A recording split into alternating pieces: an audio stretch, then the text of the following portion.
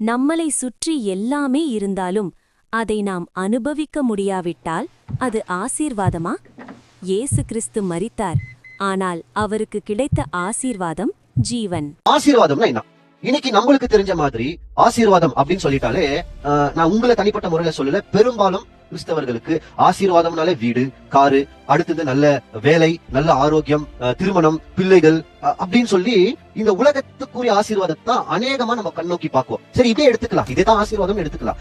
தேவன் இதெல்லாமே கொடுத்துட்டார். எனக்கு நல்ல வீடு, நல்ல வேலை, அப்புறமா திருமணம், பிள்ளைகள், உடல் ஆரோக்கியம், நான் கேட்கறதெல்லாம் கிடைச்சிச்சு. ஆனா ஒண்ணு மட்டும் என்கிட்ட இல்ல. அந்த ஒண்ணு எடுத்துட்டாராம்.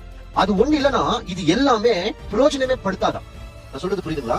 ஒன்னே ஒன்ன மட்டும் எடுத்துட்டாருன்னா இது எல்லாமே குப்பையா, ஒன்னத்துக்குமே பிரயோஜனம் இல்ல. எது அந்த ஒண்ணு? அதுதான் மிகப்பெரிய ஆசீர்வாதமா. அது இல்லனா இது எதுவுமே பிரயோஜனமே இல்ல. அதுதான் ரொம்ப முக்கியம். எது அந்த ஆசீர்வாதம் அப்படின்னு பாத்தீங்கன்னா ஜீவன்.